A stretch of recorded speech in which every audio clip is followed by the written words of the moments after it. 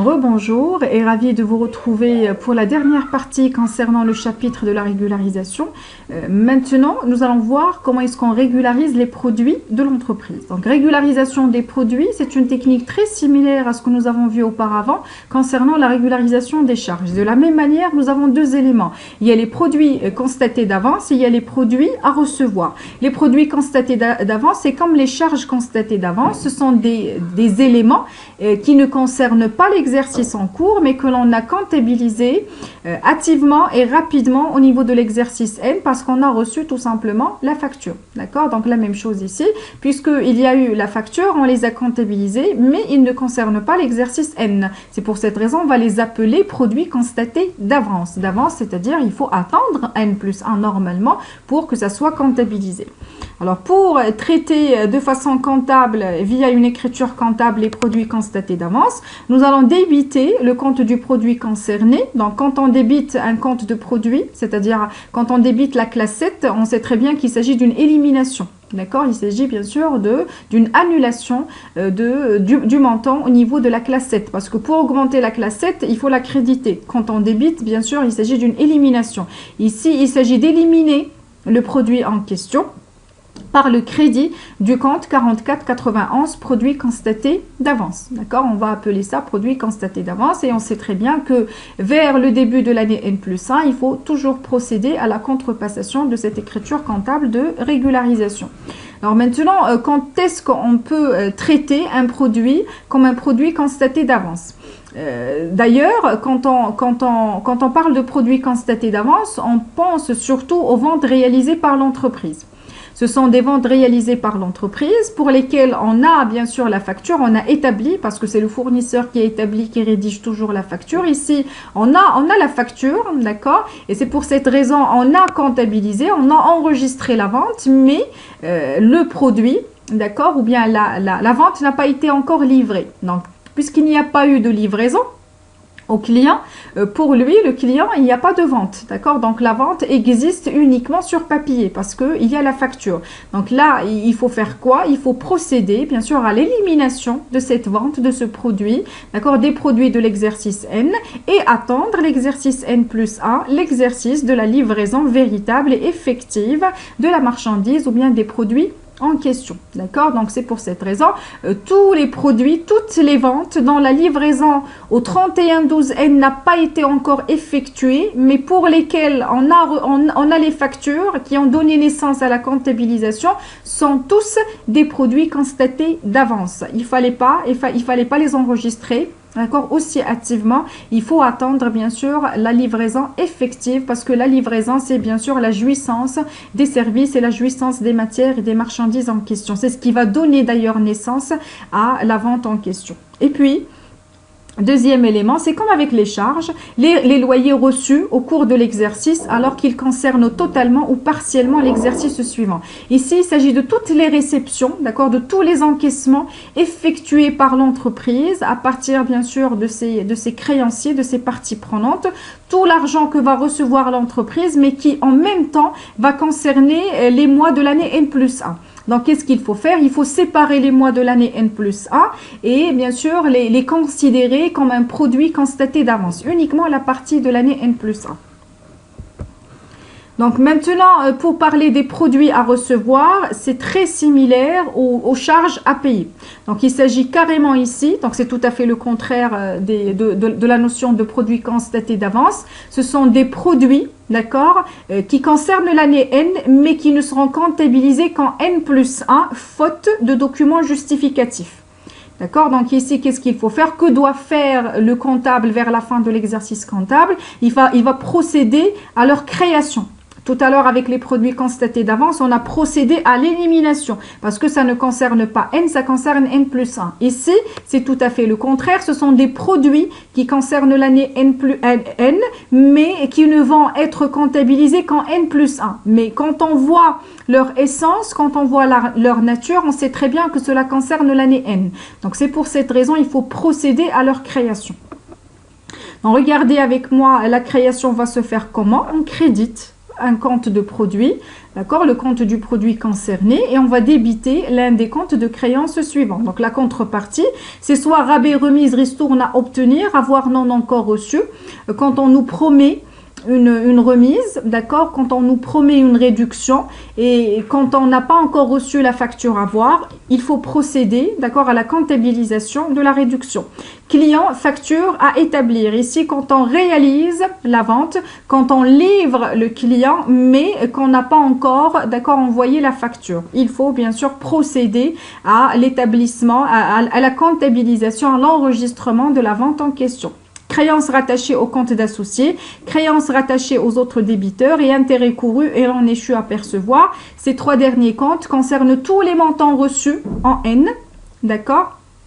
Plutôt tous les montants à recevoir en N plus 1, mais qui concernent en partie des mois de l'année N. Donc là, il faut carrément procéder, d'accord, à la séparation des mois de l'année N pour pouvoir, bien sûr, les considérer comme des produits à recevoir. On va créer le produit pour l'année N, et bien sûr que l'échéance n'a pas permis de le faire, parce qu'ici, ce qui a bloqué tout ça, c'est le problème de l'échéance qui arrivera en N plus 1. Mais qui concerne aussi les mois de l'année N.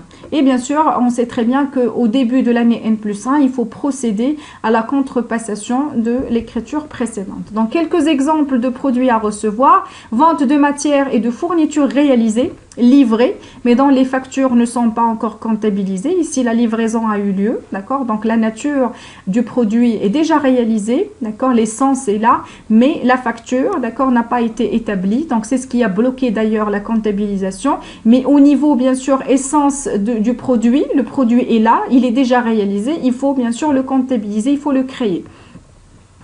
Deuxième exemple, réduction à obtenir ou avoir à recevoir dont les factures ne sont pas encore reçues. La même chose, on nous a promis une réduction, mais la facture à voir n'a pas été reçue. Donc, il faut bien sûr comptabiliser l'avoir ou bien comptabiliser la réduction en question. Puis, les produits à recevoir d'associés ou des autres débiteurs, comme les loyers ou intérêts non encore échus. Donc, ici, c'est l'échéance, d'accord, qui n'arrivera qu'en N plus 1. Le montant sera reçu en N plus 1, mais on sait très bien que ce qui sera reçu en N plus 1 va concerner en partie les mois de l'année N. Donc ici, le comptable, il doit séparer les mois de l'année N concernés par la réception tardive et bien sûr en faire une création de produit pour l'année N. Pour pouvoir ancrer davantage tout ça, je vous propose 4 transactions. La première, l'entreprise compte recevoir une remise de 400 dirhams promise par le fournisseur de marchandises et la facture n'est pas encore parvenue. Donc ici, on a la réduction, d'accord, de 400 dirhams hors taxe qui a été promise par le fournisseur.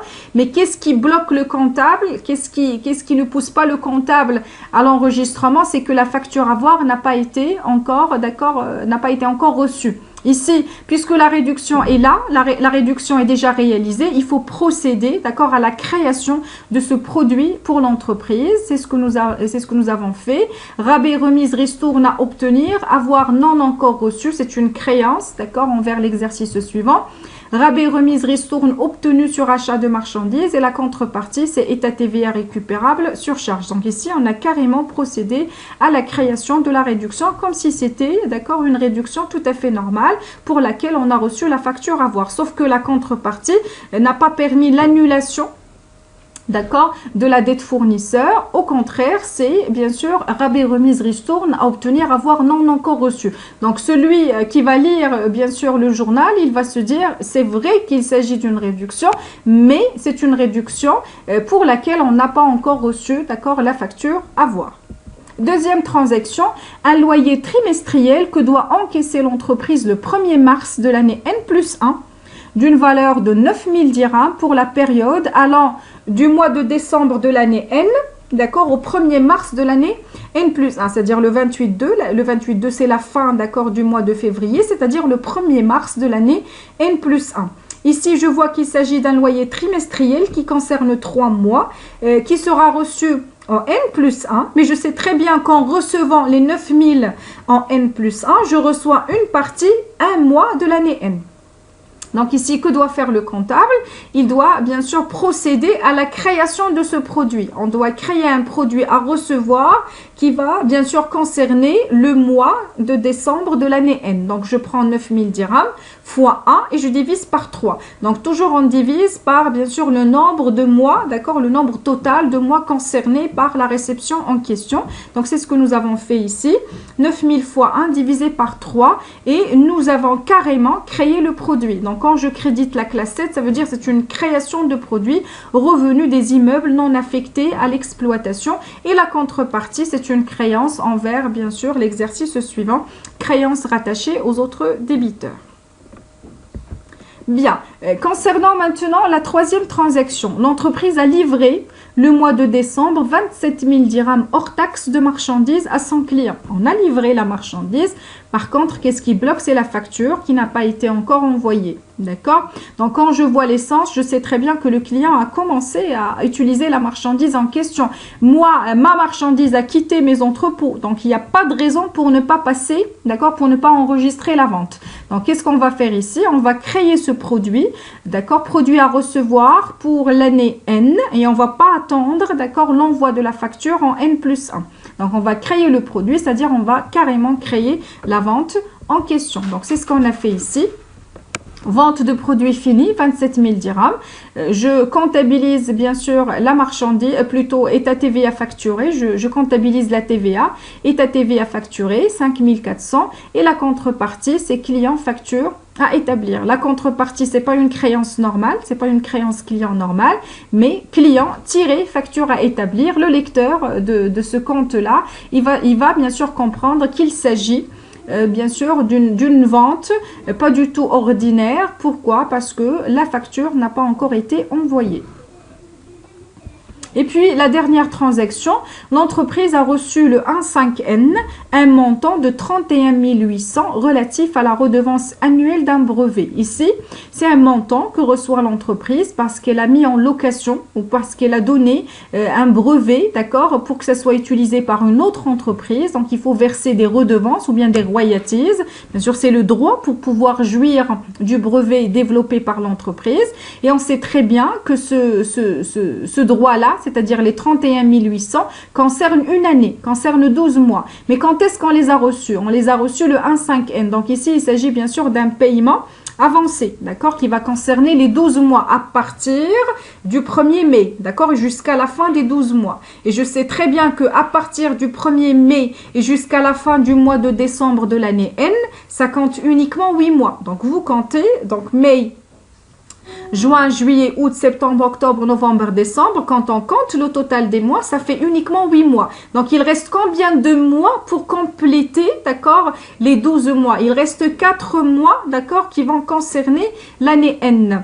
D'accord? Et quand est-ce qu'on on a reçu ça? On l'a reçu, d'accord, en N. Donc, je sais très bien qu'en recevant 31 800 en N, j'ai reçu les 4 mois de l'année N+1.